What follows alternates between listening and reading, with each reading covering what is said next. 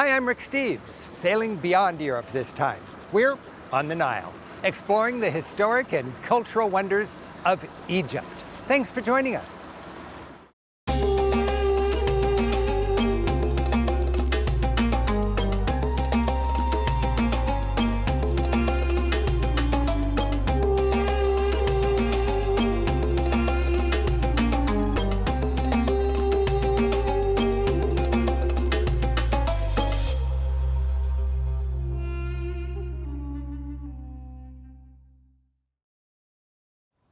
Egypt, while not in Europe, contributed to the foundation of Western civilization. It's a crossroads, where East meets West, North meets South, and where ancient meets modern. As we'll see, it's a long story, and it continues to unfold. In Cairo, after admiring one of the great sights of the ancient world, we marvel at King Tut's gold. Buy 1, 2 free today. Cheap it cheap. We haggle with a gauntlet of eager merchants, venture into the back streets local style, and help chisel a tombstone. In Alexandria, we delve into a vibrant market and smoke a shisha. In Luxor, we revel in the glory of the pharaoh's temples and their hidden tombs. We hoist the sail for an unforgettable felucca ride. Then upgrade to a riverboat cruise and kick back while enjoying timeless Nile views. Our finale, the magnificent ruins of Abu Simbel. In the southeast corner of the Mediterranean, Egypt is one of Africa's largest countries. The Nile River flows like a green ribbon from south to north. After Cairo and the pyramids at Giza, we tour Alexandria and Luxor. Then we cruise the Nile, check out Aswan, and finish in Abu Simbel. Cairo, straddling the Nile, is the biggest city in North Africa and the biggest in the Middle East. It's the capital of Egypt and one of the leading cities in Islam. With about 20 million people in Greater Cairo, it's bursting at the seams and pulsing with energy. Cairo's downtown is modern and can feel European. Streets, squares, and grand buildings are reminders of the country's colonial past from the 19th and early 20th centuries. The riverfront throbs with energy, stately bridges busy with traffic, fancy riverside restaurants, and towering apartment complexes. The Nile is still the lifeblood of the city, sprawling endlessly on both sides. The heart of Cairo is Tahrir Square. It's long been ground zero for the people's spirit. If there's a demonstration going on, and there have been massive ones in recent years, it's likely here. In addition to its political energy, the city's long been a religious capital.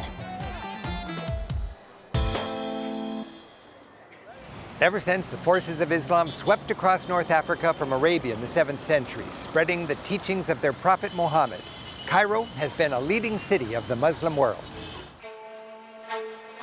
And today, Cairo's known as the City of 1,000 Minarets. Stepping into Al Hussein Mosque, like any neighborhood mosque, you'll find a worshipful tranquility. It's believed that resting here invigorates the soul. There's more intensity around the adjacent shrine, believed to contain a sacred relic, the head of Al Hussein ibn Ali, a grandson of the Prophet Muhammad. In a mosque, men and women worship separately.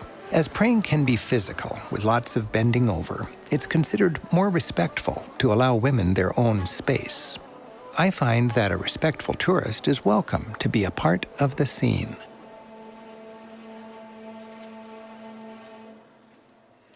Along with minarets, you'll see church spires, especially in Cairo's Coptic quarter. While Egypt is predominantly Muslim, today about 10% of the country is Christian. The Egyptian or Coptic Church actually predates Islam by 6 centuries. Because they worship in an Orthodox style, stepping into a Coptic Mass is like going back in time. The faithful believe that when Mary, Joseph, and baby Jesus escaped Herod by fleeing to Egypt, this very spot is where they took refuge. Later, in 43 AD, it's believed the evangelist Mark came to Egypt and established the Coptic Church. Mark was their first pope, and the first in an unbroken line of Coptic popes stretching back nearly 2,000 years. The Coptic quarter comes with high security. Throughout Egypt, travelers will notice armed guards, security barriers, and a high-profile police presence. These are reminders of a pent-up tension in Egyptian society. They reveal the challenges Egyptian democracy faces today. While many modern Muslims would prefer a separation of mosque and state, others believe Egypt should be ruled in accordance with a strict interpretation of the Quran. Religious fundamentalism is a challenge here, as it is in America. Cairo is intense. I love traveling here, but I do it with safety and sanity in mind. While prices on the street may be cheap, if you want rich world comfort, you'll pay rich world prices. I sleep in an international class hotel. It comes with first class security. I hope the future will be more relaxed, but for now, I splurge for the peace of mind.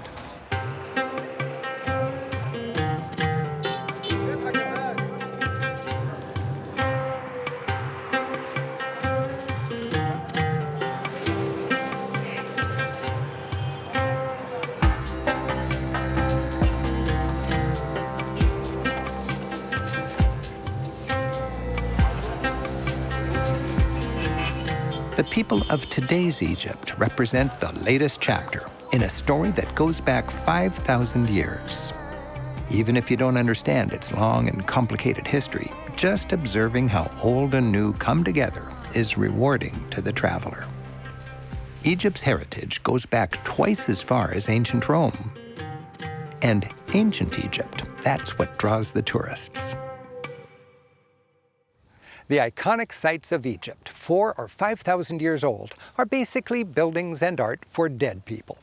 Back then, they believed you could take it with you, and your big challenge to be sure your body and your valuables survived the journey into the afterlife. That's why, if you had the power and the money, you'd lock everything up in a big tomb, a pyramid. These are the most famous, the pyramids of Giza.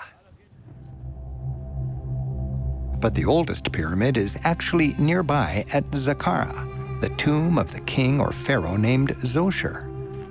This structure, which marked his tomb, is a step pyramid. Dating from around 2600 BC, it's a century older than its more famous sisters at Giza. This first ever towering stone structure is more than just a grave marker. With an innovative stacking of layers, it provided a new way to glorify a king, creating a stairway to eternity. A visit to Cairo's Egyptian Museum helps bring the country's many ancient sites to life. Along with the Grand Egyptian Museum at Giza, this museum shows off the best collection of ancient Egyptian art anywhere. The core of the collection, art from the age of the pharaohs, dates from about 3000 to 1000 BC.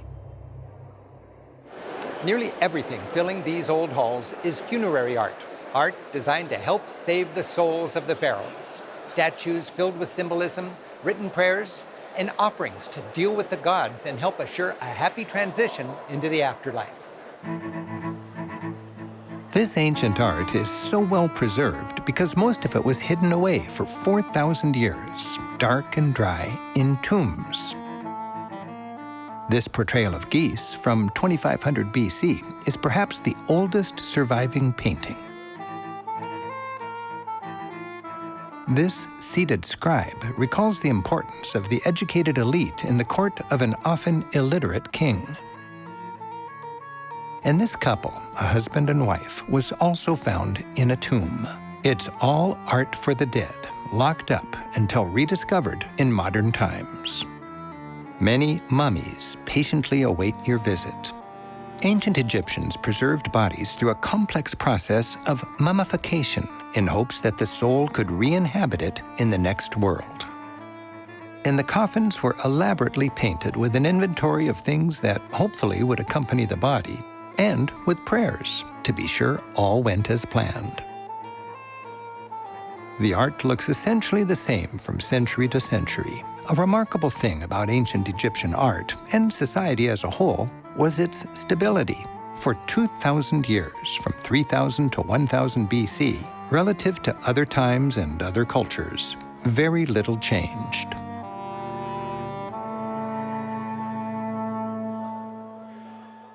Religion permeated Egyptian society. As long as things were going reasonably well, the gods were happy, and it was status quo. Every year, the Nile would flood, bringing water and fertile silt to the land. When the gods are happy, the people have food, and you don't change things. And the pharaoh was considered a god.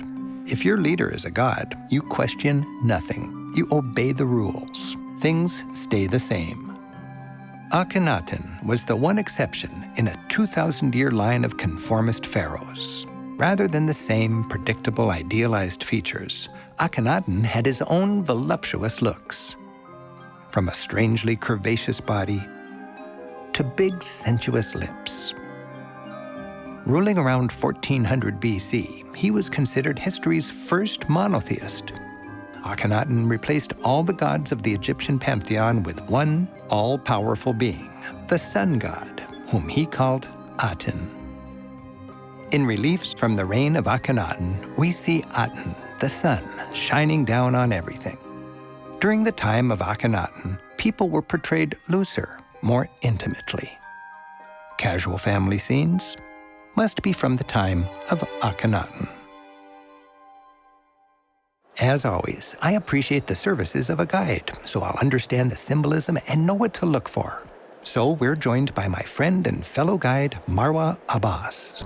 She explained how lots of ancient hieroglyphic writing on papyrus survives and how it helps us better understand the mysteries of the pharaohs. Papyrus is made out of the stem of the plant papyrus, which is hammered, and then it is woven, and then we press it in a pressing machine or stones to get those beautiful papers. These are the hieroglyphs, one of the most ancient written languages, because of which we understood a lot about the civilization of ancient Egypt. So these are beautiful paintings of the afterlife. Even in the afterlife, they were trying to bribe the gods and deities in order to help them in the afterlife path. Even here in front of the judge Osiris is a big offering pile of lotus, onions, oxen leg, as well as breads and vegetables. Anything to make the god happy. Anything to make him happy. The son of Akhenaten was Tutankhamun, perhaps the most famous pharaoh. A highlight of the museum's collection is a section filled with King Tut's treasures, from his splendid coffin to his jewelry. This is exquisite. It is a beautiful piece of the jewelry of Tutankhamun around the year 1300 BC, made out of gold, turquoise, lapis lazuli, and you can see the beautiful symbolism over here, where you can see the scarab, the sign of existence, as well as the sun disk, the cobras wearing the crowns of Upper and Lower Egypt, as well as Ankh, symbol of life. The ancient Egyptians used to mummify their bodies and also mummified their organs. King Tutankhamun, around the year 1300 BC, had his organs inside this beautiful alabaster box, and that was also inside a wooden gilded, beautiful box that had the surroundings of the four goddesses for protection. So it was always about the protection. The mask of Tut looks like his face, so his soul could recognize him on his journey to the afterlife. Placed over the head of his mummy, it was 24 pounds of gold, with a cobra and a vulture to symbolize the United Kingdom of Upper and Lower Egypt, which Tut proudly ruled. After the museum, Cairo's characteristic Old Quarter is a colorful celebration of today's Egypt. Han el-Khalili is the mega mall of medieval bazaars. 600 years ago, it was a caravanserai, a stop on a caravan trade route. Then, when the Ottoman Turks took Egypt, it became a bustling Turkish bazaar. Today, it's a stop for every tour group, and the merchants are standing by. How are you? How can I take your money? Eager to charm you into a little shopping. Welcome, just have a look here. Everything is free. Welcome to Egypt. Today 100% discount because today my birthday. Buy one, two free today. Cheap. No money, no honey, no cry. The hustlers can be intense and annoying or fun, depending on your approach. Hello, my friend. Hello, good morning. Dive in with a sense of humor. Bargaining is expected in Egyptian markets. Treat it as a game. Never feel sorry for or obligated to the merchant. If you see something you like, show some interest and see how low you can get the price.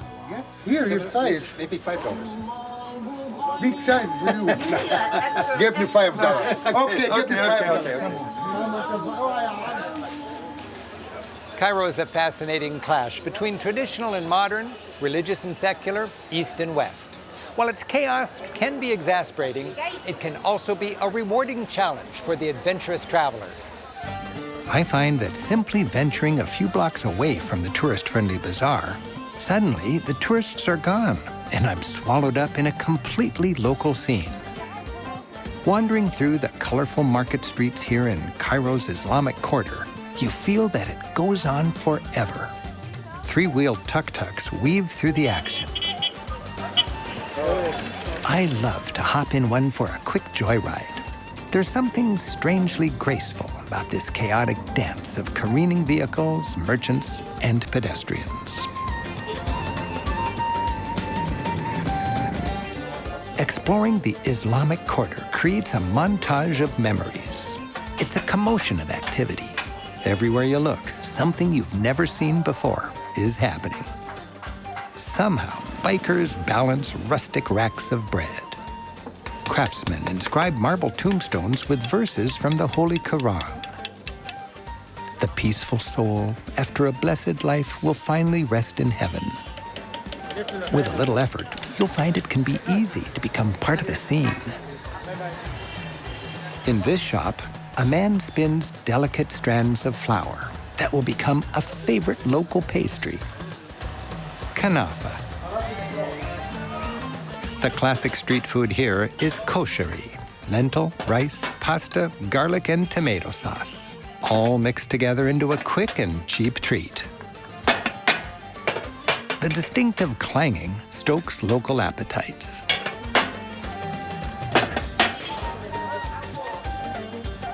And small bakeries are steadily producing hot balloons of pita bread, destined to be filled with falafel. Bread is subsidized by the government to make life easier for people struggling to feed their families. Walking through neighborhoods like this, you gain an appreciation for how just making ends meet is a daily struggle for millions in a teeming city like Cairo. I make a point to explore a variety of neighborhoods. Here in Egypt, like almost anywhere, there's a big gap between rich and poor. In the relative cool of the evening, the prosperous streets of downtown are filled with window shoppers and thriving eateries. Clearly a world for Egypt's more privileged class. And gated social clubs in a place like Egypt provide a refuge where the wealthy can live in a parallel world, protected from the gritty reality of the streets. My friend Tarek, who runs a successful tour company, has invited me out for the evening. Tarek grew up as a member here, he met his wife here, and today their children enjoy this privileged environment almost daily. These clubs have something for all generations. Birthday parties, playgrounds, competitive sports. Adults can retreat to the no-kid zone to play a quiet game of croquet with friends they've been socializing here with since childhood, or just to watch from the peaceful terrace. We finish our evening just down the street at Tarek's home, joining his family for dinner. So how do you say, in French, you would say bon appetit? Bon appetit. Yeah. In Arabic? بالهنا والشفا. Milhana? بالهنا والشفا. Bilhana? بالهنا والشفا. That's very difficult. Bon Yeah. appetit. It's easier. I think so. Heba, this is so beautiful. Can you give me, please, a tour of this beautiful Egyptian meal? Sure. This is moussaka. Okay. This is the stuffed vine leaves. Stuffed vine leaves. Okay, and this is okra with tomato sauce. Okra, nice. Very delicious. And this is Egyptian beef with onion sauce. And this is, of course, rice. This is rokak. Rokak? Yes. What is rokak? It's some kind of pastry stuffed with minced meat. And this is tzatziki. Tzatziki. So we have moussaka. Common between us and Greek. And I was going to say moussaka, stuffed grape leaves, and tzatziki. Yeah. A But Greek would say Egyptian that's way. my food, but it's Egyptian also. We cook it differently. Okay. There we go. Thank you, sir. Shukran. So is it normal for children to speak English and Egyptian? Actually, the international school. Yeah. Yeah. And your kids go to international school? Yes, American ones. Sometimes on Friday or Thursday, we watch on the TV, Netflix, we choose an English movie. You can choose Egyptian or Yeah. English.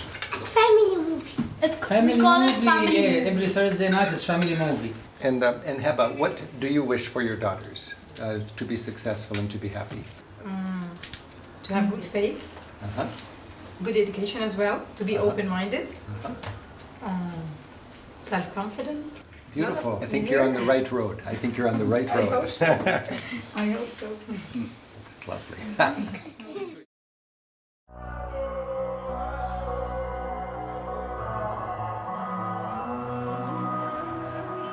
Cairo sprawls. It's a jam-packed city of over 20 million. Massive blocks of apartment flats spring up, many violating building codes to congest the ever-growing suburbs. Driving through half an hour of this, we finally reach the desert and the site that draws most tourists to Egypt, the pyramids at Giza, one of the most recognizable scenes in all of tourism. Towering before us are the tombs of 3 great kings or pharaohs. These monuments were built to mark and to protect the bodies of fabulously wealthy and powerful pharaohs. They spent a good part of their lives and their kingdom's wealth building huge pyramids, which served as lockers for whatever they wanted to take into the afterlife. Their bodies, their treasures, even their favorite pets. The Pyramid of the Pharaoh Cheops is the only survivor of the 7 wonders of the ancient world. This grandest of all pyramids, 700 feet long on each side, was built 2,500 years before Christ. The neighboring pyramids are likely those of Cheops' son and grandson. The smaller ones, they're for the wives and daughters. Experts guess that with 10,000 laborers hard at work, it took 20 years to build the Pyramid of Cheops. According to my abacus, that's 200,000 man-years of hard labor. Workers dragged over 2 million huge stones up ramps, eventually constructing this 450-foot-high monument. In their day, the pyramids were encased in a shiny limestone veneer. I sure hope Cheops was satisfied.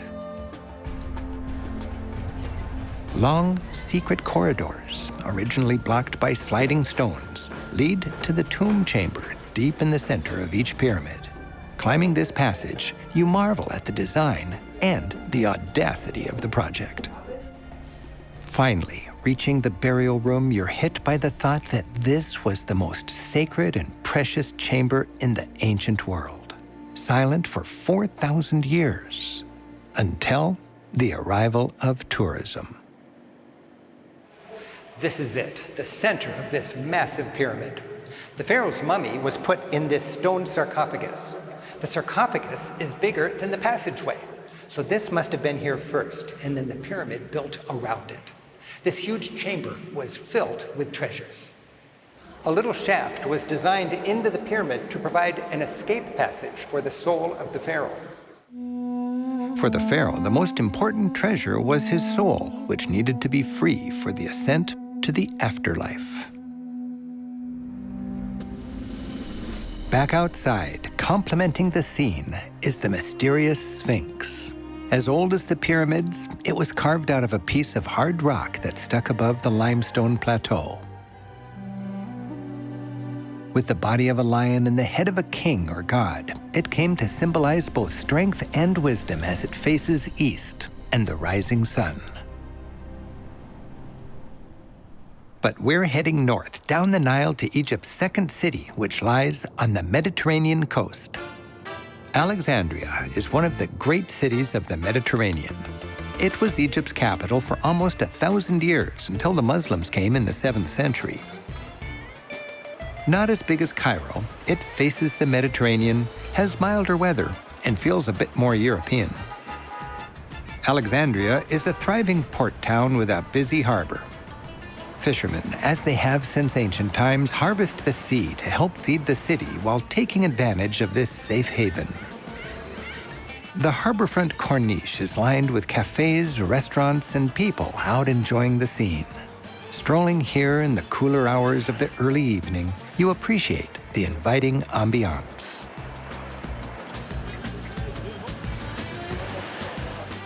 This beachside cafe has a relaxed vibe, not unlike other Mediterranean towns I've enjoyed. Alexandria can feel spirited, young, and progressive.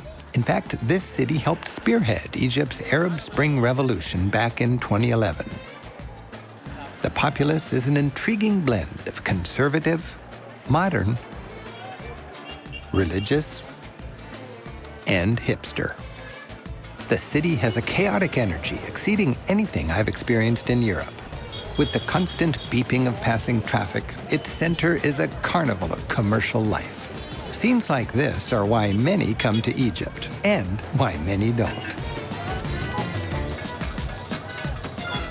This urban commotion literally sits upon lots of history. But apart from this ancient Roman theater, which dates from the 4th century, very little survives. It's mostly destroyed, in the sea, or buried under today's city. Alexandria was named by Alexander the Great, who founded it in 331 BC. It became one of the great cities of antiquity, with a population of several hundred thousand. Queen Cleopatra ruled Egypt from here when the city rivaled Rome as a cultural and intellectual capital of the Mediterranean world. And it's here that St. Mark introduced Christianity to Egypt, establishing what to this day is the Coptic or Egyptian Church. Ancient Alexandria was home to 2 of antiquity's greatest sites, neither of which survive. A huge library and an awe-inspiring lighthouse, one of the wonders of the ancient world, built in around 300 BC. Imagine the lighthouse that stood at the mouth of this harbor. It was so tall that light from its spire could be seen from 30 miles out at sea. After guiding ships from across the Mediterranean safely into port for 15 centuries, in about the year 1300, an earthquake hit and it tumbled into the sea. Today, a 500-year-old fortress marks the spot. In fact, it's said that many of the stones from the lighthouse were dredged out of the sea to help build it. Well, the ancient lighthouse guided friendly ships into Alexandria. Centuries later, this fort was designed to keep enemies like the Ottoman Turks out. And Alexandria was famously home to perhaps the greatest library in the ancient world. No ship was allowed to dock here without giving up its books to be copied. Tragically, about 2,000 years ago, that amazing repository of knowledge was burned and destroyed. Today, its legacy survives in the city's modern library. Built in the year 2001, walls are inscribed with characters of the world's languages through the ages. An inviting gathering point for Alexandrians, the library feels promising, perhaps offering a chance to see the next generation of this country's leaders. The interior is welcoming and airy, with space for hundreds of readers to sit in its main reading room. History has been harsh on the city, with its population shrinking to a low of around 10,000 in the 18th century. Then, in the 19th century, when it welcomed enterprising foreigners from around the Mediterranean, Alexandria enjoyed a resurgence, becoming one of the liveliest ports on the Mediterranean. The Corniche was lined by fine Art Deco buildings from the early 20th century, and grand European-style boulevards graced the city. Today, Alexandria's century-old European grandness is fading. Caked in this generation's grime, as the city's population has exploded, it's become a thoroughly Egyptian metropolis of over 5 million. The cityscape includes a gritty yet somehow beautiful commotion of towering and densely inhabited apartment flats that face the sea, glowing with every sunset.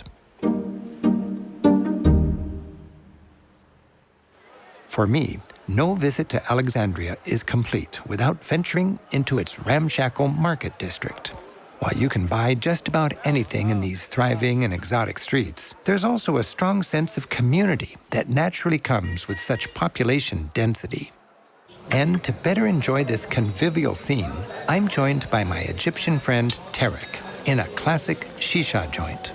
As I've done in Turkey and elsewhere in the Middle East, I occasionally enjoy this traditional and very social form of smoking. Nice, huh? This is a beautiful scene. It's easy to relax here. So relaxing, comfortable, peace. A lot of people in the United States, they say this would be a hookah or a hubbly bubbly. What is this in Egypt? Shisha, it's called shisha. Yeah, and few people now call it hookah, hubbly bubbly, argila. Is it some tobacco or what are we smoking? It's a tobacco flavored with different tastes. It could be apple, strawberry, mint, too many. If I smoke and smoke and smoke, will I get dizzy? If you spend like 2 or 3 hours, you will get dizzy. Okay. This is finishing one of those is like finishing 2 packets of cigarettes. Sorry. But the people are doing it all the time. We do it casually. Let's just vent out, be casual, socializing, talking with friends. We do it with close friends. We vent out and talk and have fun. While clearly Tarek could spend the rest of the evening right here, we've got some exploring to do. The short walk is filled with cultural serendipity, and we'll start with dessert. It's hard to walk by this place without enjoying at least a taste. Absolutely, and delicious. That looks great. What are these? This is sawabe Zainab, Zainab's fingers. Zainab's fingers. Thank you, shukran. The key to this kind of sightseeing? Have a curious spirit, have fun, and explore. These guys are way too fast for me. The entire neighborhood is an endlessly fascinating market, and it's open late. There's fresh bread, very fresh poultry, olives straight from the desert, and something I noticed everywhere: friendly and inviting people. I know about 6 words of Arabic, but it didn't stop the smiles. You can get whatever you need around here, including a quick trim before dinner.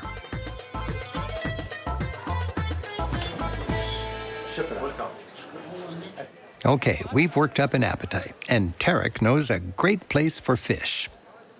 There's no menu, just point to what looks tasty. All freshly caught today. Oh, that looks good. Okay, I think that's good. Yeah. All right? Delicious. Thank you. Good, all right. Bilhana Boshepa. What is the fish? What am I eating here? This is Denise from the Mediterranean. Okay, Yeah. and then This is fried calamari from the Mediterranean too, and fried prawns. we dip our bread in this, and that, what is this one? That's tahini. That's baba ganoush. This is tahini. Tahini, yes. Like a Tasty. Of course, yes. And then what is this over here? Baba ganoush. Baba ganoush, I've heard Yes. that word, yeah. Yes. It's made of eggplant, Yeah. many herbs, and dill. Dill makes it beautiful. Oh, I like that. Different than the tahini. So what is this one? This is fried eggplant with hot chili. So fried eggplant, tahini, you find this in many countries in the Mediterranean. Absolutely, and each country we claim it's ours. So you find this in Israeli, Tel Aviv, Turkish, Greek. Palestine, Turkish. So today we claim this as Egypt. This is Egyptian from the Mediterranean. The Mediterranean region shares many delicious and similar dishes. What country wouldn't want to claim this as their national cuisine? But tonight, it's definitely Egyptian.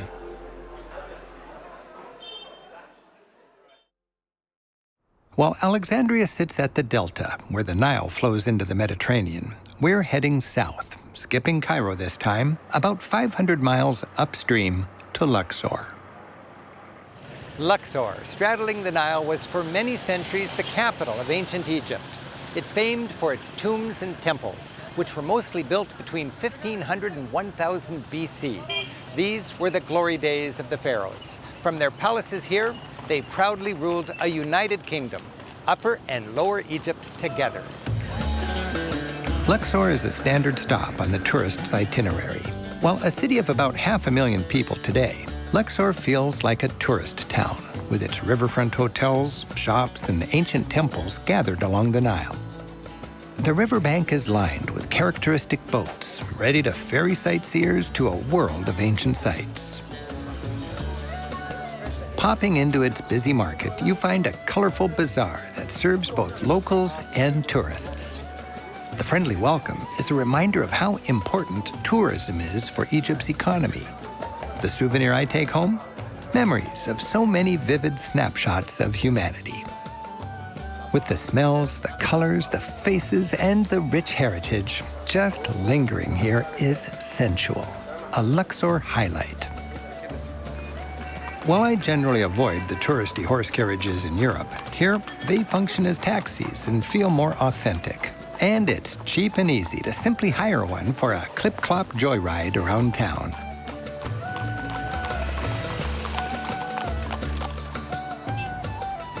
Luxor's charming riverfront promenade welcomes strollers enjoying the cool of the early evening.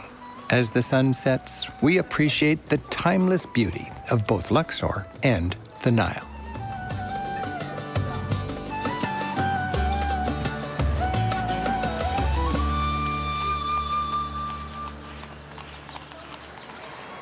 The Luxor Temple is particularly dramatic at twilight.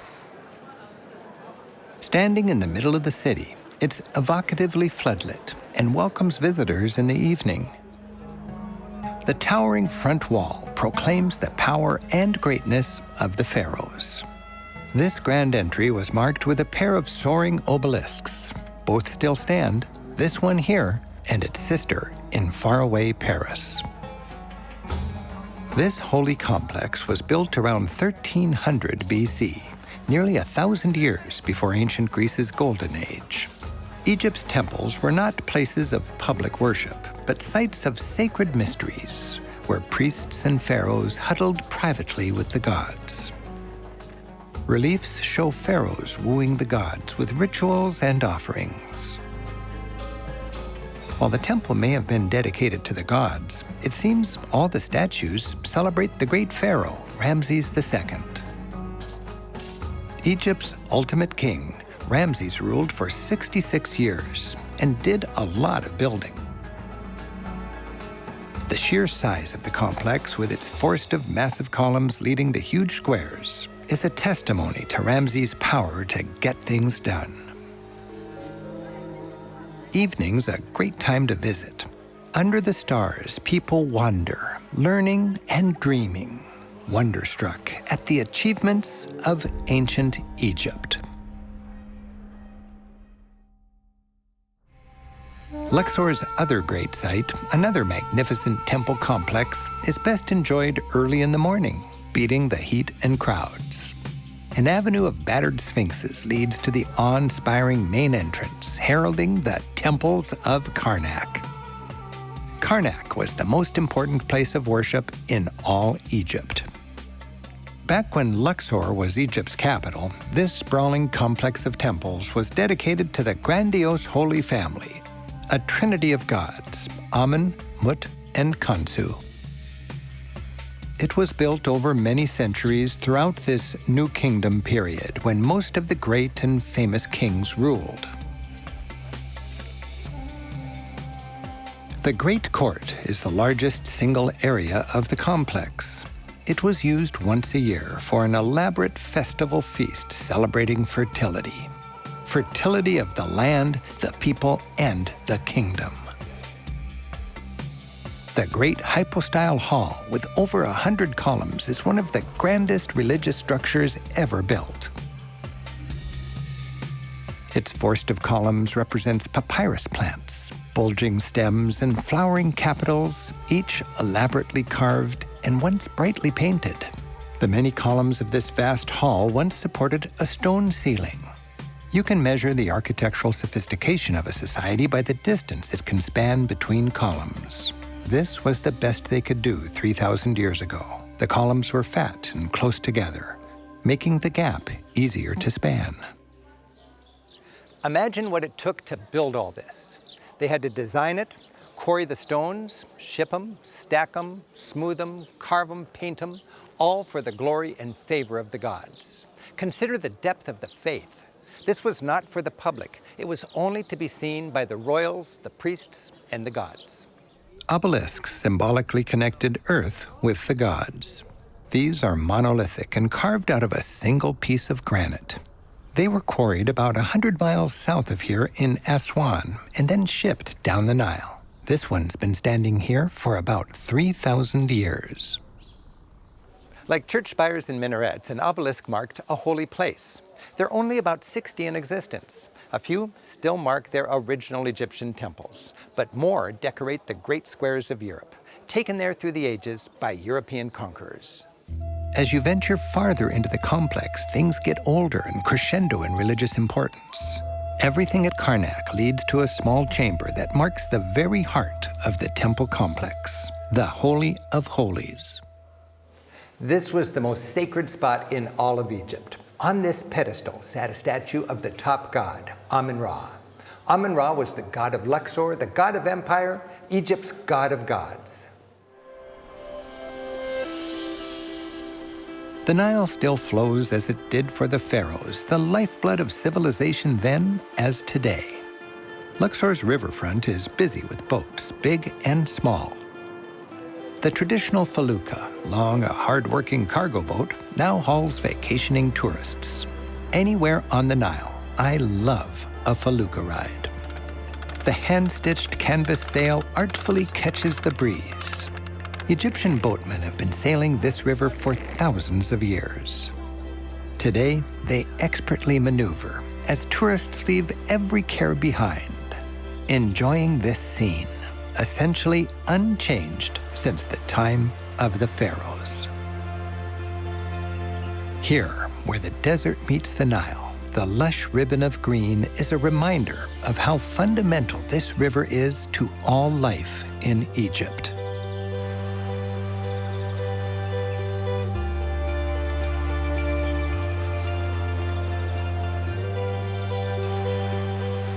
As the sun sets, palms become silhouettes, ensuring memories created are never forgotten.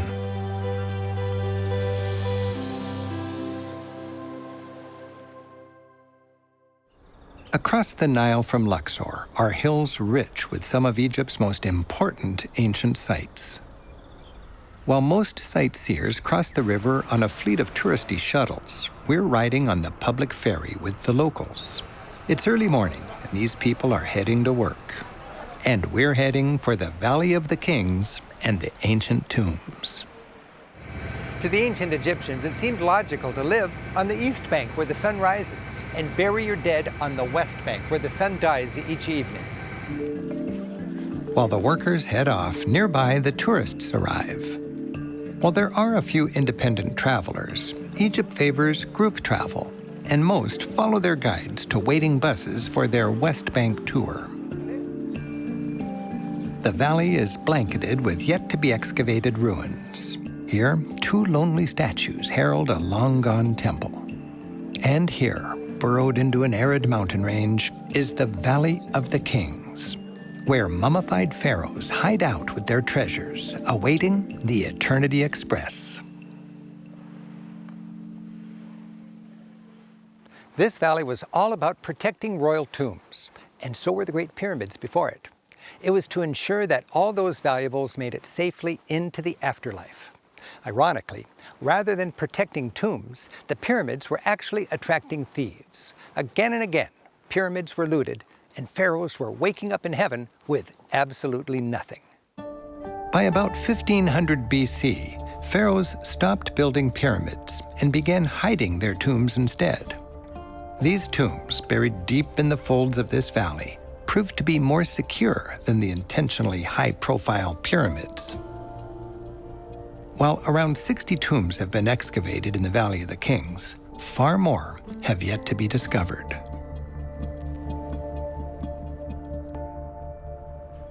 The tomb of Ramses IV was typical. It had a long ramp intricately carved and painted, leading to the burial chamber.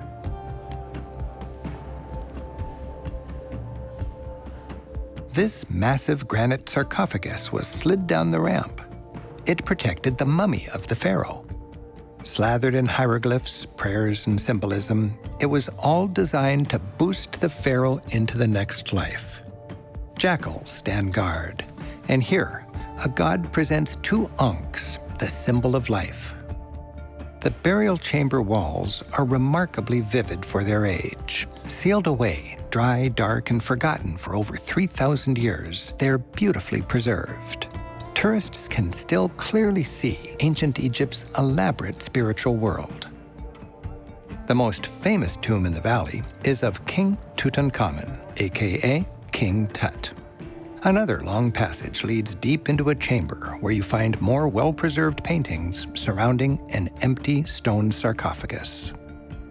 It was one of 8 nesting boxes and coffins that protected the pharaoh's body. Remarkably, Tut's actual mummy lies nearby. The ancient process of mummification ensured that the body was there for the soul to inhabit in the afterlife. And you gotta admit, Tut doesn't look a day over 3,500. While his reign was of no importance historically and only lasted a few years, Tutankhamun is the one pharaoh whose name we all know. That's because in 1922, this tomb was discovered with its treasures intact. While pharaohs hid their tombs deep in the mountains, they built their memorial temples in public splendor, in the open for all to see, so they'd be remembered and worshipped through the ages.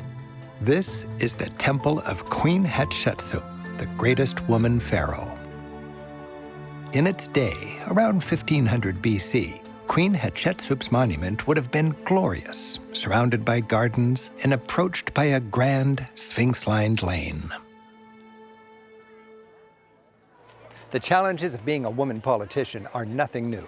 Hatshepsut claimed to be the daughter of a god, but to prove her strength, she had to declare herself king. Determined to assert her authority, her propaganda even showed her dressed as a male ruler. Statues show the queen wearing a beard, a symbol of royalty.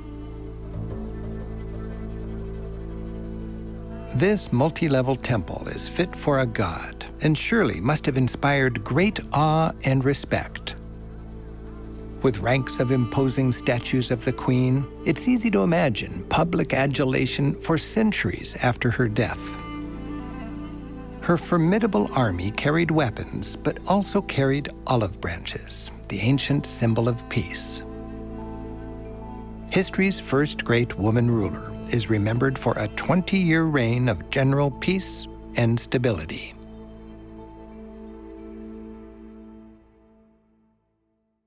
A short venture beyond the famous sites takes us into a timeless Egypt, untouched by tourism. The vast majority of Egypt's 100 million people live along the banks of the Nile, and most of them lead traditional lives on land made fertile by the river. Plowing with oxen, sowing seeds by hand, and harvesting their crops. They farm as they have through the millennia. In some ways, life along the Nile seems to have changed little since the days of the pharaohs. The major difference? The annual flooding. Once essential to nourish the soil with silt, has been controlled by an enormous dam. Today, fertilizing and irrigating the soil is the work of engineers rather than the gods. With the Nile now tamed, farming in Egypt is possible throughout the year. Luxor is a busy port for river cruise boats. Fleets of these provide multi-day Nile cruises, which have become a standard part of an Egyptian tour. We're riding one farther upstream for a look at the most scenic stretch of the Nile. As if on a floating resort hotel, tourists enjoy the deck, with its pool, the attentive service, and the views from their perch atop 3 floors of staterooms. The trip upriver takes you by natural beauty and seemingly ancient scenes, interrupted only by modern cruise boats. Long stretches pass by timeless slices of Egyptian life as vacationers have little option but to relax and live at the pace of the steady boat heading against the current of the fabled river. It's so peaceful until the tranquility is broken by pirates? Nope, they're eager and enterprising salesmen who artfully tie up to the surging river boats to display, model, and haggle, selling their souvenirs the hard way. Whether you buy anything or not, you can enjoy their entertaining show afternoons on both the port and starboard sides.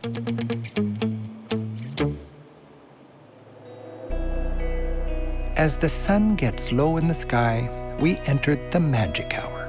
Scenes crescendo in beauty as they glide gracefully by either side of the boat. We pass patient fishermen, grazing cattle,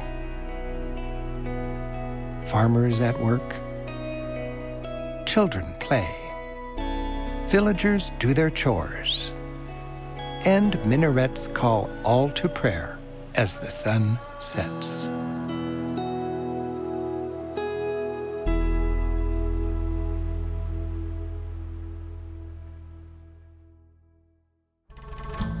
After 2 lazy days, we reach the city of Aswan, the last major port on the river.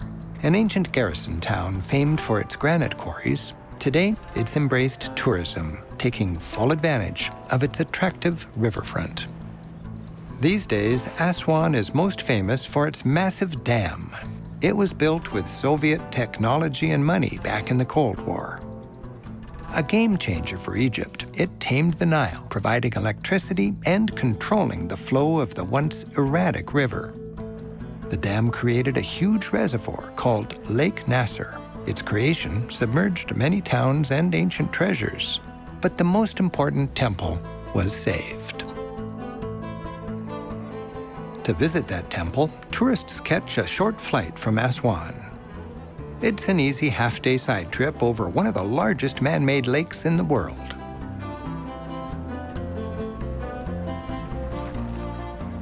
The Temple of Abu Simbel, while originally built by Ramses II in about 1250 BC, was relocated here only about 50 years ago. Abu Simbel was saved from being submerged in the lake and lost forever after an international outcry. Thanks to a heroic effort in 1968, this ancient temple was cut into huge blocks and relocated to this spot, high and dry, for at least another 3,000 years. 4 towering statues of the powerful pharaoh stand sentinel at the entry. Ramses' wife and some of his children, considered less important and therefore smaller in scale, are at his feet. Inside, the central hall is lined with more imposing statues of Ramses. They're surrounded by reliefs showing off his power. Here, the pharaoh leads his army into battle, riding his chariot, thoroughly destroying his enemies.